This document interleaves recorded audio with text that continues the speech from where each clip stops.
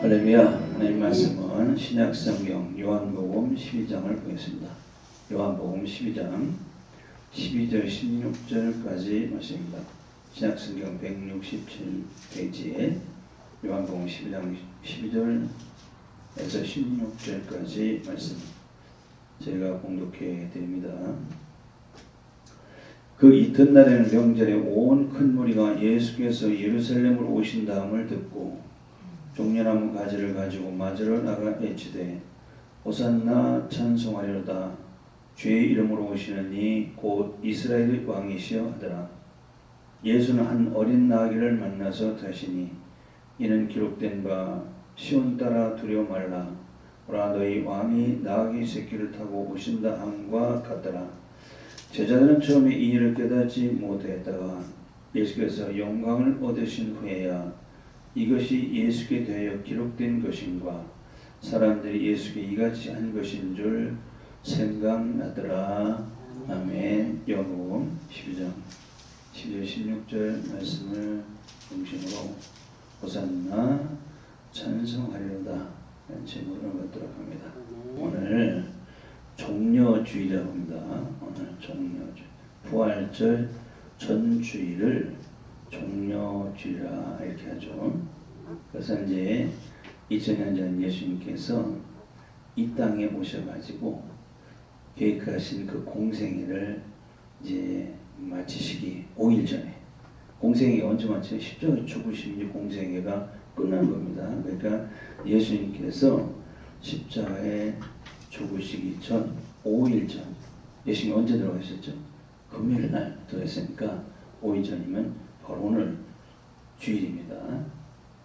그날이 금요일 날이 유대인들에게는 최대의 명절인 6월절인데 그 6월절에 예수님께서 어린 양의 제물로 십자가에 돌아가시는 날이 바로 금요일이었죠.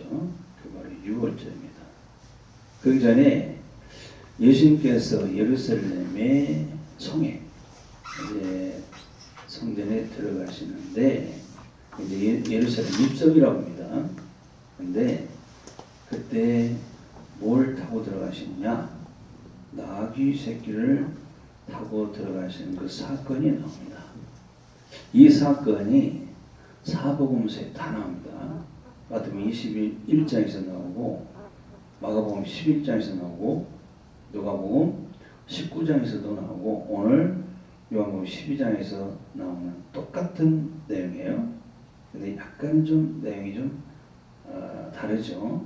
더하고 덜하고 그게 다를 뿐인데 똑같은 내용입니다. 그래서 사복음서에서 오늘은 요한복음에 기록된 말씀을 우리가 함께 나누고자 합니다. 그때가 아까 서두 말씀드린 대로 6월절 유대인들의 최대 명절인 6월절 지키기 위해서는 모두 예루살렘으로 모여들어요. 성전에 있는 곳으로 세계 각국에서 다른 나라에 있던 사람들도 그 명절을 지키기 위해서 수많은 무리들이 예루살렘으로 모여들던 때인데 예수님께서는 예루살렘에 계시지 않고 주로 공생의 기간 동안에 그 사역이 어디서 하셨죠? 우리가 잘 아는 갈릴리 가버나움이 예수님이 중심 사역자였지 않습니까? 거기서 이제 복음 사역을 하시던 예수께서 또 6월절을 지키시려고 사실은 죽으러 오시는 것이죠. 지키시려고 갈릴리에서 예루살렘까지 거리가 얼마나 되냐면은 직선거리로 130km입니다. 130km면은 우리식으로 하면 몇 리죠? 300년 넘죠. 그 먼 거리입니다. 거기서 예루살렘 입성하기 전에 어디에서 성경은 베단이라는 그 동네에서 나사로의 집에서 하루 저녁을 묵으시죠. 거기서 나사로 집에서 머무르실 때 어떤 사건이 있었냐면은 나사로의 누이 마리아가 옥합을 깨뜨려서 예수님의 머리에 부어드리는 그런 사건이 나게 됩니다. 그때 거기 누가 있었죠? 예수님의 제자 가룟 유다가 있었어요. 가룟 유다가. 그래서 가룟 유다가 그 옥합 그 귀한 옥합을 곁에서 예수님 머리에 붓는 것을 보고 비난하고 불평을 하죠. 그걸 굉장히 헛되게 소비하는 것으로 가룟 유다가 불평을 합니다. 다른 복음서는 그것을 팔아서 300데나리온을 마련해 가지고 가난한 자들에게 나눠줬으면 얼마나 좋겠냐 그랬단 말이에요. 가난한 자 자선을 핑계로 해가지고 불평하는데, 예수님께 드리는 모든 헌신을 물질까지 사람들은 헛되게 사용한다, 헛된 소비로 생각하고 있었죠. 지금도 마찬가지. 이렇게 불평과 불만하니까 그때 뭐가 신속히 그에게 들어가냐면 마귀가 그에게 들어갑니다. 그래서 요한복음 13장 2절에 보면은 마귀가 벌써 시몬의 아들 가룟 유다의 마음에 예수를 팔려는 생각을 넣었더니 해서 가룟 유다가 예수님의 제자에서 예수를 배반하는 마귀 종이 되어버려요. 이것도 마찬가지. 주님을 위해서 일하다가 원망 불평하면 안 돼요. 항상 원망 불평을 누가 좋아하냐? 마귀가 그것을 굉장히 좋아해서 그걸 이용을 합니다. 원망 불평하면은 마귀가 신속히 내게 달려오는 징검다리를 놔주는 것과 똑같다고 그랬죠. 그래서 이것도 마찬가지예요. 누가 예수를 배반을 잘하냐면은 물신주의자들이 예수를 꼭 배반합니다. 예수님보다 물질을 더 중요하게 여기는 것, 물질이 신으로 여겨서 섬기는 것, 그 물신주의라고 하죠. 이런 사람들이 대개 이 물질 때문에, 재물 때문에 세상에서도 배반하는 일이 많아져요. 그죠? 뭐 때문에 그래요? 물질 때문에 그렇습니다. 역시 주님을 위해서 이 물질을 드리는 것에 그 불평 불만해가지고 원망을 하면은 대부분 마귀가 그 마음속에 예수를 배반하려고 하는 그 마음을 집어넣어줘요. 그래서 예수 믿다가 예수 배반한 일들이 있게 되는 겁니다. 그때 예루살렘 성에 예수께서 나귀 새끼를 타고 들어가실 때 수많은 사람들이 예수를 환영을 합니다. 그렇죠? 예수를 굉장히 환영하는 장면이 나오지 않습니까? 근데 그 사람들이 어떻게 환영하냐? 손에 종려나무 가지를 가지고 손을 들면서 호산나를 부르면, 우리가 좀 전에 호산나 찬송했지 않습니까? 호산나를 부르면 예수님이 제자들이 목에 있는 나귀 새끼를 풀어오니까 그 나귀 새끼를 예수님 타게 하시려고 자기들이 겉옷을 그 나귀 위에 얹는 사람이 있는가 하면은 예수님이 타고 가시는 나귀 그 길에 자기 겉옷을 펴서 예수님을 그렇게 영접하는, 환영하는 그런 많은 사람들이 있게 됩니다. 이 겉옷은 굉장히 중요한 겁니다. 그 주님을 위해서 내게 가장 중요한 것도 아낌없이 주님이 사용하는 저들의 모습을 이게 보여주고 있는 것이죠. 그래서 사람들은 이 장면을 보고 그 장면을 뭐라고 얘기하느냐? 예수님의 승리 입성이다, 또는 예수님의 겸손의 입성이라 그렇게 얘기해서 오늘날도 그렇게 우리가 얘기를 많이 하죠. 예수님 예루살렘 입성, 그 낚시새끼 타고 들어가는 입성이 바로 승리의 입성이요 겸손의 입성이라고 하는데, 그게 무슨 의미일까? 그 사람 들고 흔드는 종려나무는 이스라엘 백성들의 승리를 상징하는 나무라고 그랬어요. 그래서 주님의 승리의 입성이라 하고, 또 나귀 새끼를 탔다고 해서 겸손하시니까 겸손의 입성이라고도 하는데, 그래서 우리는 부활절 전주일에 예수님이 예루살렘 2000년 입성하신 그날을, 그 주일을 기념하기 위해서 우리도 이제 종려주일로 지키며 그날을 다시 묵상해 보는 겁니다. 이제 본문 10절을 보면은 그 이튿날 명절 온 큰 무리가 예수께서 예루살렘 오신다함을 듣고 마중을 나가는데, 그래서 예루살렘 입성 장면이 나오지 않습니까? 예루살렘, 그러기 전에 예수님이 감람산에서 건너편에, 저도 가봤는데 성주순례에서 감람산에서 이렇게 건너다 보면은 그 밑에 골짜기가 있고 그 건너편 예루살렘 도시가 보여요. 성이 보입니다. 이렇게 건너다 보면 거기서 예수님께서 그 예루살렘 건너다 보시면서 통곡하시는 장면이 나옵니다. 그때 예루살렘에 부르시면서 슬피 우시는 장면이 나오죠. 성주신에 가면 거기서 우리도 그 예수님을 이렇게 연상해 봅니다. 건너편에 보면서 예루살렘 부르시고 오셨던 그 예수님을 우리가 생각하게 되죠. 그럼 예루살렘 부르면 예루살렘 도시를 부르시는 겁니까? 예수님 그 도시를 부르는 게 아니에요. 예루살렘 그 성 안에 살고 있는 그 영혼들, 심령들을 부르시는 거예요. 왜? 이제 장차 조금 있다가 예루살렘 성이 망하고 엄청난 고난이 있게 되니까, 죽게 되니까 그 영혼들이 너무 불쌍하죠. 그래서 그 영혼 심령들을 부르시는 장면으로 우리가 보게 됩니다. 그래서 이 시대 마찬가지예요. 주님이 대한민국의 대표도시 수도인 서울아 남산에 가서 예수님이 내려오셔가지고 서울 전경 그 휘황찬 서울 전경을 바라보시면서 예수님이 통곡하시면서 서울아 부르면 서울 도시를 부르는 게 아니라 그 안에 살고 있는 심령 영혼들을 부르시는 우리를 부르시는 장면입니다. 예루살렘이 그래서 우리 심령과 똑같다 그렇게 얘기를 합니다. 예수님이 나귀를 타고 오시는데 14절 보니까 한 어린 나귀를 만나서 타신다고 했어요. 어린 나귀 뭐예요? 새끼 나귀인데 그게 바로 우리들의 모형이라고 합니다. 성경에서는 찬송가 456장에서도 뭐라고 그래요? 어린아이 같은 어리 할 때 누구예요? 우리를 얘기하는 거 하지 않습니까? 어린아이. 예수님은 천국에 누가 들어가냐? 어린아이 같은 자가 들어간다고 그랬죠. 어린아이 같지 않은 자가 천국에 들어가지 못한다고 했지 않습니까? 천국에 누가 크다고 그랬어요? 누가 큰 자가 했어요? 어린아이 같은 자가 크다고 했어요.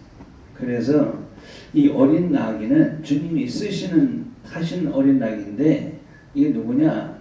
바로 예수님께 쓰임받는 우리들의 모형이다. 나귀나 말은 바로 예수님이 쓰실 때 우리들의 모형이라고 했어요. 말은 말이에요. 누구의 말을 잘 듣냐면 자기 등에 탄 자기 주인의 말을 잘 듣습니다. 말을 잘 듣는다고 해서 말이라고 하는지 모르겠는데 말은요 자기 주인의 말만 들어요.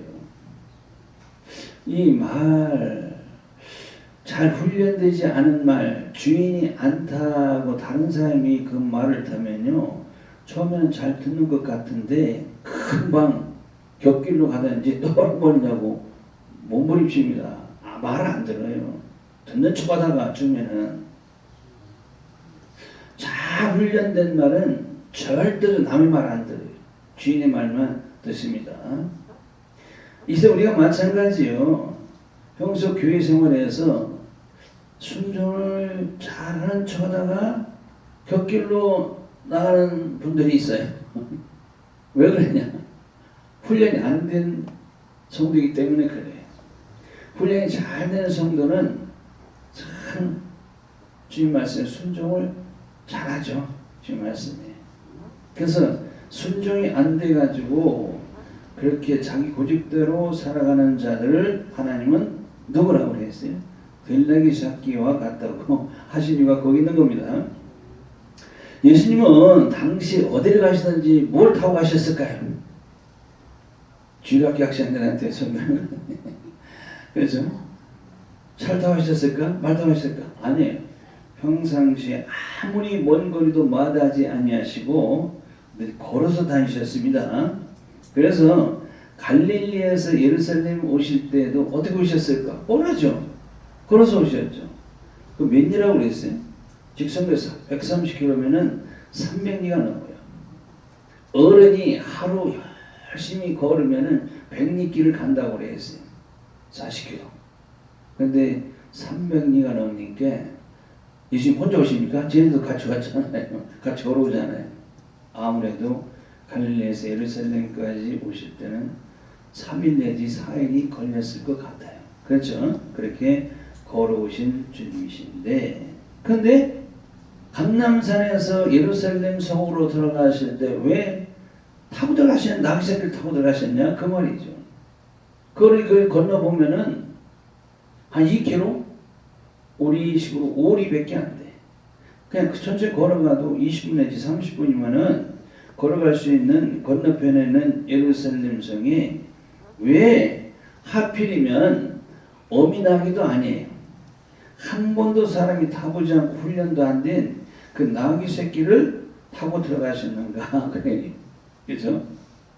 나귀 새끼는 애들이 장난하느라고 탈 수 있는 것이지 어른이 타면 안 돼요. 그죠?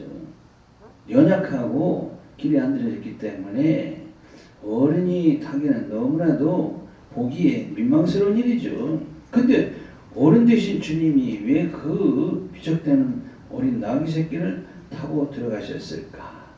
그거예요. 그래서 그런 나귀를 타고 들어가셨기 때문에 예수님이 겸손하시기 때문에 타셨다고 하는데 오늘 본문에서는 그런 말이 없어요. 마가복음 누가복음에도 어린 나귀 새끼를 타고 겸손하게 타셨다는 그런 얘기는 없는데 마태복음 21장 5절에서는 이게 나와요. 그죠? 여기 보면은 그는 겸손의 나귀 곧 멍에 매는 짐승의 새끼를 탔도다 하라 하였느니라 해서 마태복음 21장 5절에서 하라 하였느니라. 누가 하라 그랬어요?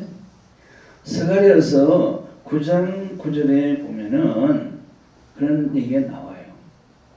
그는 공의로우며 구원을 베풀며 겸손하여서 나귀를 타나니 나귀 작은 것 곧 나귀 새끼니라. 그 예수님 오시기 전에 500년 전에 예수님께서 나귀 새끼를 타고 예루살렘에 들어가실 것을 스가랴서 9장 9절에 이미 말씀하신 걸 마태복음 21장 5절에서 인용한 겁니다. 그렇다면은 여기 겸손, 예수님 겸손이 나오는데 예수님의 겸손이 뭐냐 도대체? 이거 여기서 보니까 어린 나귀 새끼를 타서 겸손인가? 그게 아니에요. 그냥 문맥적으로 그렇게 볼 수 있는데 아닙니다. 그래서 우리가 예수님의 그 겸손에 대해서 확실히 알아두셔야 돼요. 나귀 새끼를 타고 하셔서 겸손했다 이렇게 성경에 나오니까 그런가 보다 하는데 그게 아닙니다. 빌립보서 2장 6절에서 8절까지 화면을 통해서 보세요. 거기 보면은 뭐라고 했습니까? 그는 근본 하나님의 본체시나 하나님과 동등됨을 취할 것 여기지 아니하시고 오히려 자기를 비워 종의 형체를 가져 사람들과 같이 되었고 사람의 모양으로 나타나셨으니 자기를 낮추시고 죽기까지 복종하셨으니 그 십자가에 죽으심이라. 아멘. 이거예요. 예수님께서 근본 하나님이셨죠. 그 하나님께서 그 하늘 보좌를 버리시고 천하고 천한 이 세상에 그것도 사람의 몸을 입고 오신 것이 바로 성육신이라고 하는 것인데 그것이 바로 최고의 겸손. 어떻게 하나님께서 이 죄 많은 인간 세상에 죄 많은 사람의 모습으로 그 몸을 입고 오실 수가 있느냐 그 말이죠. 더구나 더 겸손하신 것이 뭐냐면은 이 땅에 오셔서 예수님 호의호식하고 잘 살다 가셨나요? 이 땅에 오셔가지고 가진 고난을 다 받으시고 십자가에서 돌아가시고 부활 성천하시고 약속하신 성령을 다시 우리에게 보내주셔서 하나님이신 성령이 우리 원래만도 못한 전에 같은 우리 죄인들 속에 들어오실 수가 어떻게 있냐고 말이죠. 근데 그걸 하시단 말이에요. 그게 바로 최고의 겸손인 것을 꼭 믿으시기 바랍니다. 우리는 지렁이 같은 야고바 이사야 41장 14절에 하나님께서 하신 말씀인데 그게 바로 우리에게는 야곱만이 그런 것이 아니라 우리가 다 지렁이같이 꿈틀대고 아주 낮고 천하 보잘것없는 우리들의 존재인데 성령께서 우리에게 오셨다는 겁니다. 들어오셨다는 겁니다. 이거보다 더 최고의 겸손이 어디 있어요? 나귀 새끼를 탔다고 해서 겸손한 것이 아니라 그 말이죠. 그래서 당시 예수님 예루살렘 들어오실 때 환영하고 인정하고 모셔드려야 하는데, 당시에도 환영하고 모셔드리는 자가 있는가 하면은 모셔드리지 않는 자도 있었다는 거예요. 오늘도 마찬가지예요. 그래서 예수님을 환영 모시는 자들은 어떻게 되느냐? 13절에 종려나무를 가지고 호산나 호산나 하고 있지 않습니까? 호산나라는 뜻이 뭐예요? 호산나라는 뜻이 오 구원하소서 이런 뜻입니다. 제발 우리 좀 구원해 주소서 이런 뜻이에요. 호산나가. 이거 호산나 호산나. 그러니까 나는 구원이 필요하다 그 말입니다. 누구예요? 우리 얘기지 않습니까? 우리가 이 구원이라는 말을 참 잘하죠. 익히 알고 있죠. 구원이 우리에게 꼭 필요한 거예요. 그렇지 않습니까? 이 구원에 대해서 우리가 꼭 알아둬야 될 것이, 저기 6장 6절 8절 보면은 잘 알려주고 있어요. 구원에 대해서. 저기 6장 6절 8절 한번 봅시다. 내가 애굽 사람이 무거운 짐 밑에서 너희를 빼어내며 애굽 사람들에게 무거운 짐에 눌려주는 이스라엘 백성 거기서 빼내는 것도 구원입니다. 그리고 뭐라고 했습니까? 그 고역에서 너희를 건지며, 그 어려운 환경 속에서 그 어려운 그 고통스러운 그들의 일, 그 무거운 그 고역에서 건져내는 것도 역시 물에 빠진 사람 건져내는 것이 구원이잖아요. 구원시키는 거 아니에요. 불 가운데 갇히는 사람 것을 빼내주는 것도, 건져주는 것도 구원입니다. 그리고 편팔과 큰 재앙으로 너희를 구속하여, 이 말입니다. 구속이 뭡니까? 예수님의 십자가에 못 박혀 죽으시고 인류의 죄를 대속하여 구원하신 것을 말합니다. 죄에서 우리를 구원해 주십니다. 그러니까 구원이라는 말이 단줄이는 천국에 들어가는 것만 생각했는데, 성경에서 구원은 이렇게 여러 가지가 있구나, 그것을 깨닫게 됩니다. 일단 우리가 죄를 용서받는 구원을 받아야 돼요. 죄 용서받지 못하면은 구원이 없습니다. 그걸 대속이라고 합니다. 우리가 사는 동안에 굉장히 어려운 고난에 빠지게 돼요. 죽음의 우역에 빠진다든지 여러 가지 어려운, 내가 감당할 수 없는 그런 어려움 속에 있을 때 거기서 우리를 건져내 주신 것도 환경 속에서 건져주신 환경적 구원이라고 이렇게 얘기합니다. 근데 결국 우리가 예수를 믿는 건 뭐라고 했어요? 그래서 1장 9절에 믿음의 결국 곧 영혼의 구원을 받음이라고 했어요. 그러니까 하나님께서 약속하신 그 땅으로, 가나안 땅으로 그들을 들여보내주는 것이 오늘날 우리들에게 영원한 그 삶을 살아갈 수 있는 천국에 들어가는 구원이라고 그 말이에요. 저 여러분들의 믿음의 결국이 뭐라고요? 왜 믿냐 그 말이죠. 잘 먹고 잘 살려고는 믿는 게 아니에요. 바로 영원한 겁니다. 그래서 이런 구원을 우리에게 베풀으신 하나님이신 걸 믿으시기 바랍니다.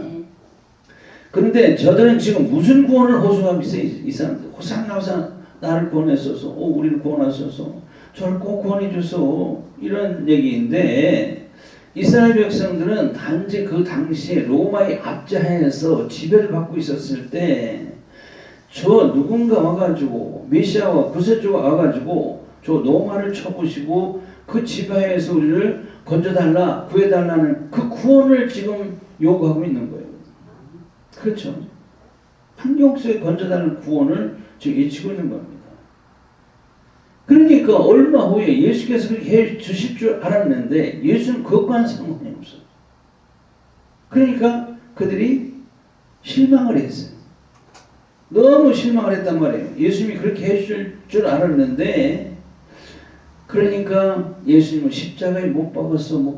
그들이 예수를 배반해 두고, 심지어 저들도 배반하고 도망가게 되지 않습니까? 우리가 그래요. 예수님을 인정하고 환영하고 모셔드리는 우리들인데, 우리에게는 이 호산나, 예수님 우리 죄 용서해 주세요, 제사함의 구원과 우리가 살아가는 동안 이 세상에서 굉장히 어려운 고난에 빠질 때, 그때 거기서 우리를 건져주세요. 환경적인 구원을 해주세요. 그리고 천국에 들어가는, 믿음으로 천국에 들어가는 구원을 우리에게 주세요. 이게 바로 전인적인 구원, 온전한 구원을 의미합니다. 이걸 우리가 구하는 신앙 고백이 되어야 될 줄로 믿습니다. 이제 그런 고백하는 백성들은 13절에 주의 이름으로 오시는 이 곧 이스라엘 왕이시여 하더라고 했어요. 그러니까 예수님을 모시면은 예수님을 뭘로 모셔야 된다고요? 왕으로 모시는 겁니다. 예수님을 왕으로 모시기 전에 우리들은 어떤 사람이었을까요? 우리 자신이 왕이었어요. 그렇죠? 내가 왕이었어요. 세상 사람들. 언제나 내 잘난 맛으로 살았고 내 힘으로 내 감정으로 살아가는 자들이 왕이에요. 그렇죠?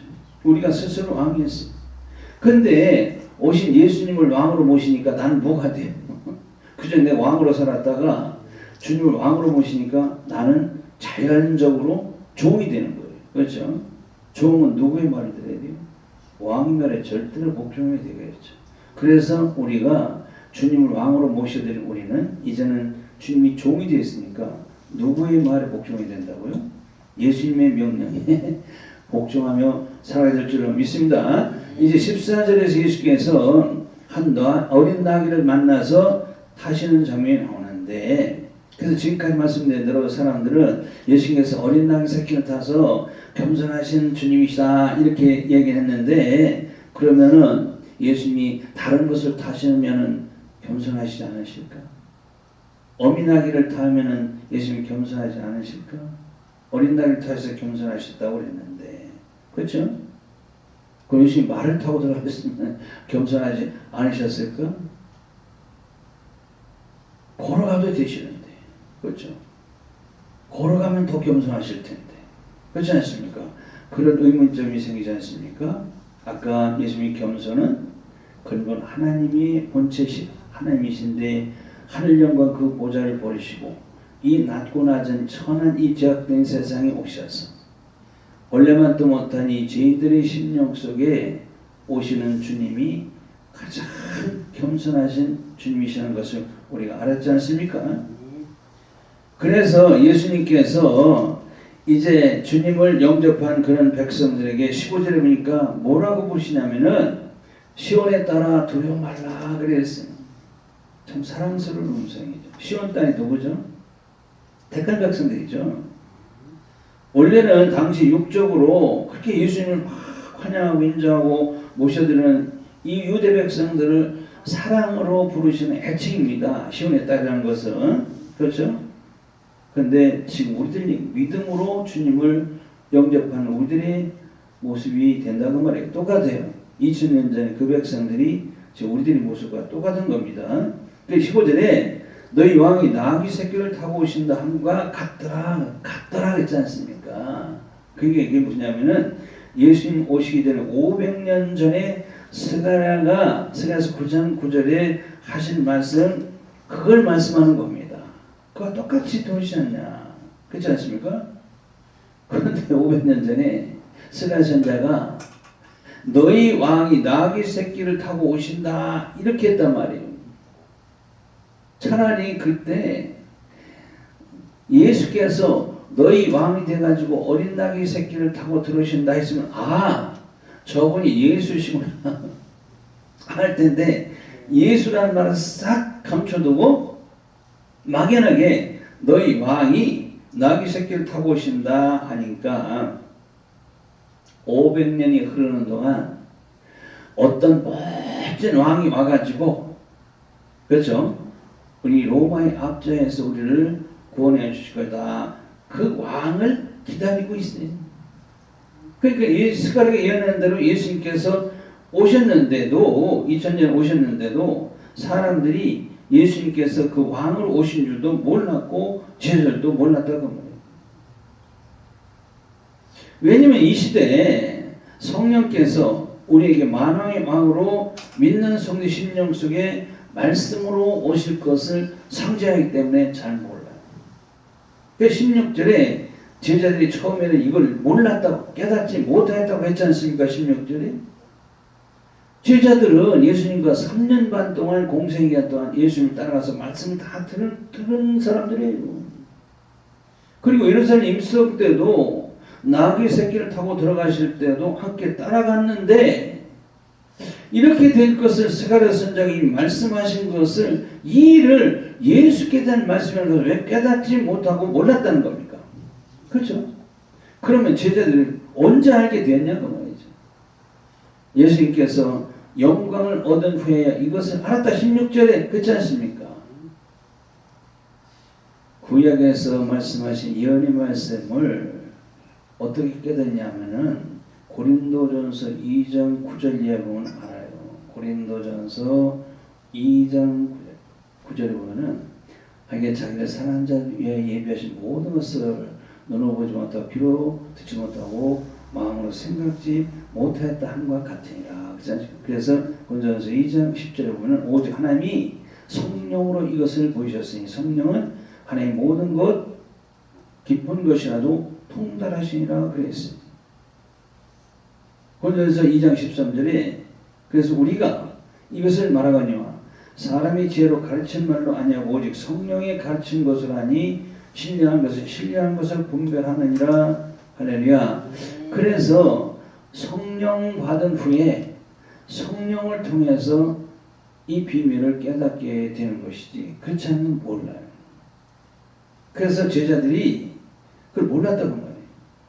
그래서 16절 예수께서 영광을 얻은 후에 이것을 알았다 했지 않습니까? 그러면은 예수께서 영광을 얻을 때가 언제일까요?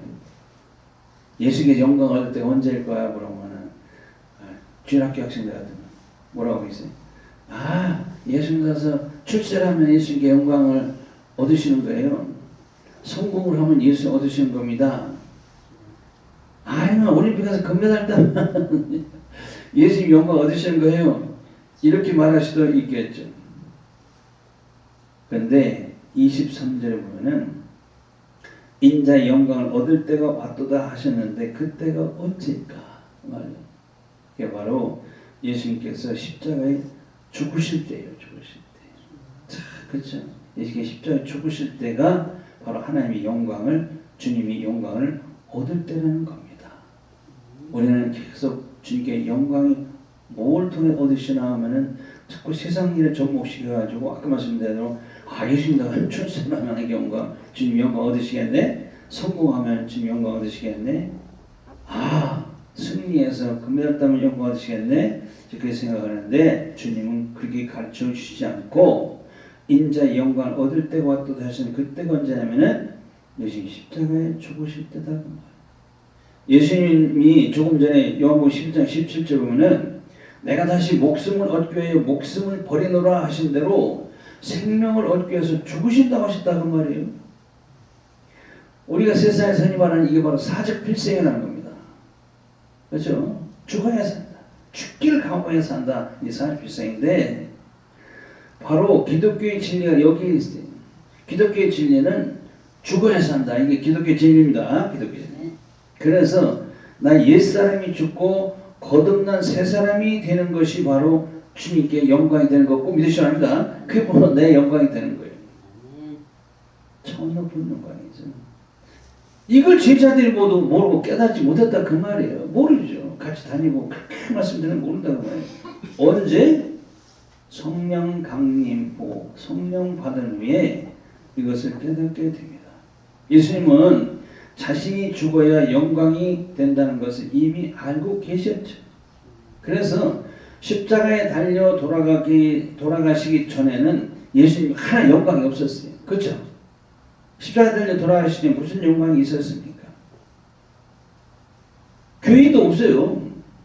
성도라고 해봐야 12 제자들을 전도해 놨죠. 근데 12 제자 그 성도를 제자들을 만들어 놨는데 그 중에 한 명은 더 있을 배반했죠. 가룟유다. 그리고 10명은 다 도망가 버렸어. 딱 한 명. 사도 요한만이 예수님이 십자가에 골고다 언덕에 올라가 십자가 못 박을 때까지 따라간 사도 요한 한 사람 있는데 그것도 바짝 따라가지만 멀리서 벌벌 떨면서 따라간 내용이 나오지 않았습니까? 하나도 없네 보니까. 그러니까 예수님이 보면은 실패한 목회자인 것 같아. 없어 성도가. 맞죠? 그런데 오순절날 성령 강림하시고 그런 제자들에게 성령이 임하고 성령을 받으니까 바로 그 제자들 옛사람이 죽어지고 거듭난 새사람이 되니까 그때는 예수의 이름에 목을 다 버려요. 목을 버려버려요. 그게 바로 예수님께 영광입니다. 그게 바로 예수를 위해서 죽으니까 그들의 최고 영광이 되는 거예요. 예수를 위해서 희생되는 것이 바로 주님께 영광이고 우리들 나의 영광이라는 사실을 깨닫게 되지 않습니까? 믿으시기 바랍니다. 그래서 십자가에 달리는 그 순간까지도 사람들은 예수를 안 믿었어요. 근데 십자가에 달리시고 운명하시고 그때 그 십자가 밑에 있던 백부장이 뭐라 하십니까? 그때서야 저분은 하나님 아들 그리스도가 맞구나. 그래서 인정하고 믿었지 않습니까? 그 후로 믿는 자들 폭발적으로 일하게 되었다는 사실입니다.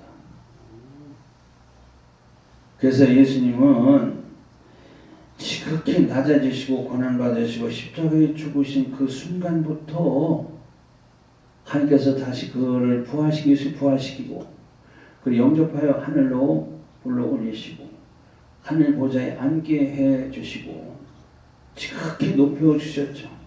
그리고 하나님과 예수님과 약속하신 그 구속의 언약을 성취시켜 주신 모든 일이 이제는 예수님께 영광이 되었다는 사실을 가르쳐 주는 겁니다. 2000년 전에 부활 성취하신 예수님은 지금도 계속 오셔요. 말씀으로 제약된 세상에 계속 주님 오십니다. 그래서 나 같은 심령에 계속 말씀으로 찾아오시는 말씀. 우리는 어떻게 해야 돼요? 주님을 닮아서 겸손한 성품을 닮아서 우리가 주님의 고난을 우리가 늘 묵상해 보면서 주님을 내 안에 모셔드리고 주님의 고난을 늘 말씀을 묵상해 보면서 다가오는 다음 주인 부활절을 기쁨과 감격으로 맞이하는 성도가 되시길 바랍니다.